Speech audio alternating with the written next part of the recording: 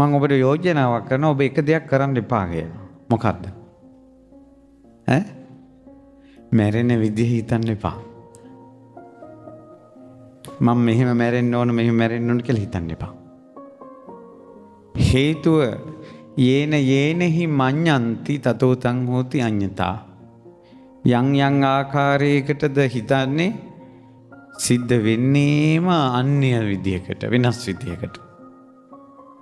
ඔයාලගේ ගෙදර බලන්නකෝ ඔයාගේ මව් අන්තරා වුණා නම් මව් ගැන පියා ගැන ඒ මිනිස්සු ජීවිතුන් අතර ඉද්දින් කියපු විදියටද මැරුණේ කියලා.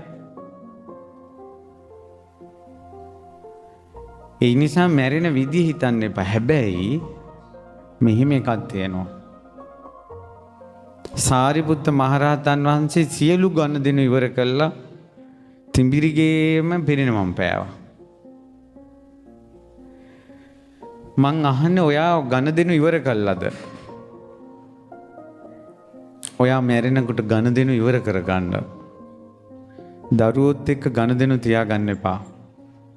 ඔය දරුවෝ අතෑරින්න බැරි ගනුදෙනු ඉවර නැති නිසා. දැන් බලන්නකෝ හිතට සමහර අයට ඔයාලගේ වචනෙන් ඕක පිටට එනවා. අනේ මුන් කසාද බැඳලා දුන්නා නම් ඔන්න මට කරදරයක් නැහැ. එතකල් මගේ ඔළුවට හරි වදයක් අක්කේ. කියලා කතා වෙන්නේ. ඒ කියන්නේ අර ගනුදෙනුවක් තියෙනවා. කසාද බැඳලා දෙනකල් අර කෙල්ල ගනුදෙනුවා. ඔළුව නිදහස් නැහැ. සමහර අම්මලා කියනවා අනේ මන් නැති වුණාට පස්සේ අපේ මිනිස්සයාට කොයි වගේ කලදසාවක් ඇයිද? මේ මිනිස්සයාට වතුර ටිකක්වත් දෙන්න කවුරු හරි ඉඳීද? හිත නිදහස් නැහැ. ඔබට ගනුදෙනුවක් තියෙනවා. මම ළඟදී මැරිච්ච මිනිස්සු ගෙන්නලා ලෙඩ දුක් සනීප කරවපු ඔය ආචාර්යවරයෙක්ගේ කතාවක් ඇහුවා. එයා ඉන්ටර්විව් එකක් කරනවා. එයා සාකච්ඡාවක්. එයා গুপ্ত විද්‍යාවයි වෛද්‍ය විද්‍යාවයි දෙකම එකතු කරලා ලෙඩ සනීප කරන කෙනෙක්. එයා කියනවා එයා ලක්ෂ 2ක් විතර මේ වෙනකොට කතා කරලා තියෙනවා අමනුෂ්‍යයොත් එක්ක. එයාගේ නිවේදකයා අහනවා ඇයි ඔය මැරිච්ච මිනිස්සු එන්නේ මේ මිනිස්සුගේ ඇඟට? අර ආචාර්යවරයා කියනවා එයාගේ අත්දැකීමෙන් එයාට පාවිච්චි කරන වචනේ ඒ හැම තැනකම මේ මිනිසුන්ට මනුස්ස ලෝකෙත් එක්ක ගනුදෙනුවක් තියෙනවා කියනවා. ගනුදෙනු පියව ගන්න කියන වෙන්නේ. මට මේ වැඩසටහනේ හරි ලස්සනම වාක්‍ය බවට පත් වුණා. ගනුදෙනු මිනිසුන්ට කණ්ඩ නැතුව උනත් මහ පොළොව බදාගෙන ඉන්නවා. පොළොවත් එක්ක ගනුදෙනු. තමන්ට වෙච්ච අසාධාරණකම් හිතේ තියාගෙන ඉන්නවා. උඹලා අපිට මෙහෙම කළා අපිටත් කල දවසක් අපිටත් කාලයක් ඒවි.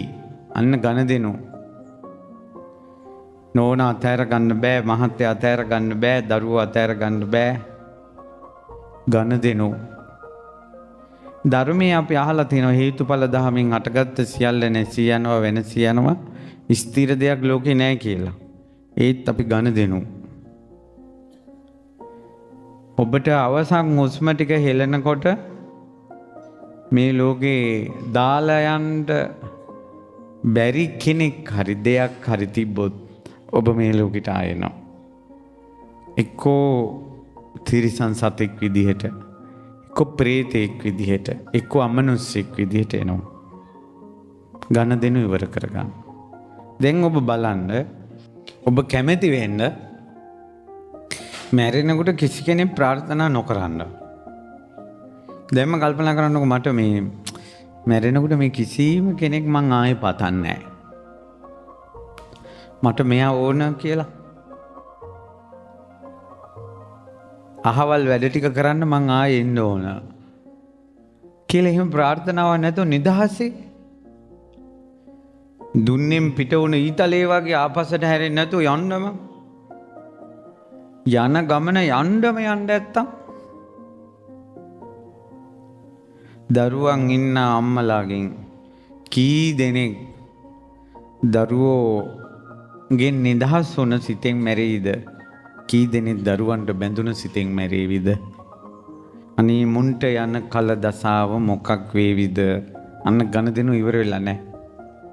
හිත හදාගන්න දක්ෂ නැහැ. මේක ලොකු ප්‍රශ්නයක්.